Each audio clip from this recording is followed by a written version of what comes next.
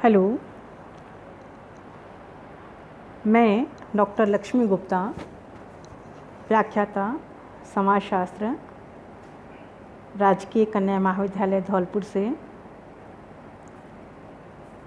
आज हम समाजशास्त्र का एक प्रमुख विषय सामाजिक अनुसंधान, इस पर चर्चा करेंगे, जिसके अंतर्गत सामाजिक अनुसंधान का अर्थ, परिभाषा, सामाजिक अनुसंधान की विशेषताएं, प्रकृति, उद्देश्य, इसका महत्व और कौन कौन सी समस्याएं अनुसंधान में देखने को मिलती हैं। सामान्य तौर पर अनुसंधान क्या है,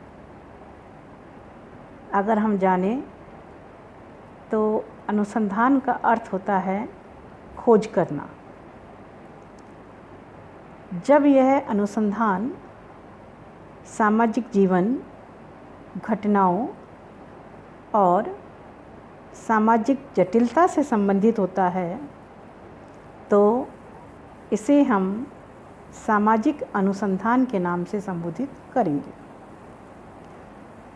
सामाजिक अनुसंधान में सामाजिक यथार्थताओं की वैज्ञानिक विधि के द्वारा खोज की जाती है, अर्थात जो घटना जैसी है उसका वैसा ही अध्ययन किया जाता है और वैज्ञानिक पद्धति के जो चरण हैं, जैसे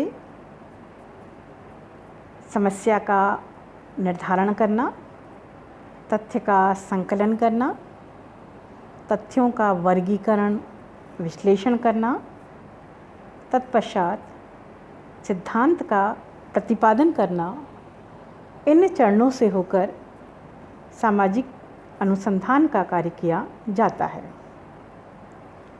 C.A. मोज़र ने इसे परिभाषित करते हुए लिखा है, सामाजिक घटनाओं एवं समस्याओं के संबंध में नवीन ज्ञान प्राप्त करने के लिए की गई व्यवस्थित खोज ही सामाजिक अनुसंधान है। अर्थात सामाजिक घटनाओं और समस्या के संबंध में जब हम कोई व्यवस्थित खोज करते हैं, ज्ञान प्राप्त करते हैं, तो उसे हम सामाजिक अनुसंधान के नाम से संबोधित करेंगे। विशेषता और प्रकृति की जहाँ तक बात है तो सामाजिक अनुसंधान की प्रकृति वैज्ञानिक है।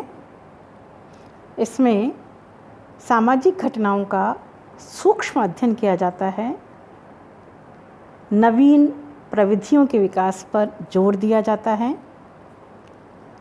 सामाजिक घटनाओं और तथ्यों के बीच संबंधों की खोज की जाती है, नवीन ज्ञान की प्राप्ति की जाती है, जो सिद्धांत प्रतिपादित हो गए हैं उनका सत्यापन करना इसका प्रमुख कार्य होता है।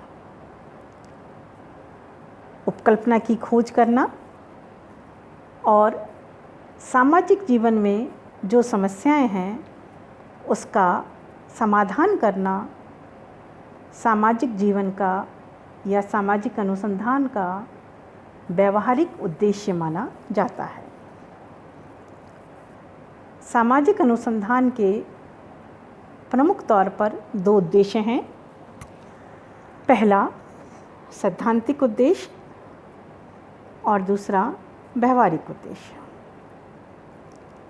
वैसे तो ये कहा जाता है कि अनुसंधान का प्रमुख कार्य ही सैद्धांतिक होता है, लेकिन इससे जो ज्ञान प्राप्त होता है उससे हम समस्याओं का निराकरण करने का कार्य कर सकते हैं। सैद्धांतिक और व्यावहारिक उद्देश्य को कुछ प्रमुख बिंदुओं में बांटकर स्पष्ट किया जा सकता है, जैसे सामाजिक जीवन, घटनाओं, समस्याओं के संदर्भ में ज्ञान प्राप्त करना, विभिन्न घटनाओं के बीच संबंधों का पता लगाना। नेक्स्ट, उन नियमों की खोज करना जो सामाजिक घटना और जीवन को नियंत्रित तथा निर्देशित करते हैं। नवीन अवधारणाओं का विकास करना, नवीन सिद्धांतों का विकास करना, पुराने सिद्धांतों की परीक्षा पुनर्परीक्षा करना। ये इसके कुछ सैद्धांतिक उद्देश्य हैं। अगर हम व्यवहारिक उद्देश्य की बात करते हैं तो व्यवहारिक उद्देश्य प्रमुख तौर पर होता है कि समस्याओं के समाधान करने में सहायता प्रदान करना, प्रशासन को सुचारू तौर पर चलाने में मदद करना, सामाजिक योजनाओं को सफलतापूर्वक लागू करना, सामाजिक घटनाओं पर नियंत्रण करना और समय समय पर ऐसे विकल्पों की खोज करना जिसमें कम श्रम, समय और धन लगे और हमारी समस्याओं का निराकरण आसानी से हो सके। वैसे सामाजिक अनुसंधान का प्रमुख उद्देश्य सैद्धांतिक ही होता है, लेकिन उसके ज्ञान का प्रयोग हम समस्याओं का समाधान करने के लिए कर सकते हैं। इसका क्या महत्व है? सबसे पहले हमारी अज्ञानता को दूर करना, नवीन ज्ञान की प्राप्ति करना, समस्याओं का समाधान करना, समाज कल्याण के कार्य करना, सामाजिक नियंत्रण बनाए रखना और समाज विज्ञान का विकास और भविष्यवाणी करना इसका प्रमुख महत्व माना गया है। लेकिन सामाजिक अनुसंधान या समाजशास्त्र पे हमेशा कुछ आरोप लगते रहते हैं। उसका प्रमुख कारण है कि कुछ समस्याएं हैं, जैसे अवधारणाओं का स्पष्ट नहीं होना, सामाजिक घटना की जटिल प्रकृति होना, वस्तुनिष्ठता प्राप्त करने में कठिनाई होना, सुनिश्चित माप संभव नहीं है, हमारे पास कोई प्रयोगशाला नहीं है और हम प्रमाणीकरण ये नहीं दे सकते कि हमने जो अनुसंधान किया है वह सही है या गलत है। ये कुछ आरोप सदैव से लगते रहे हैं, लेकिन समाजशास्त्र भी अन्य विज्ञानों की तरह एक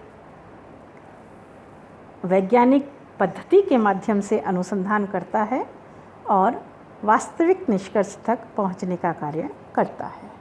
सादर धन्यवाद।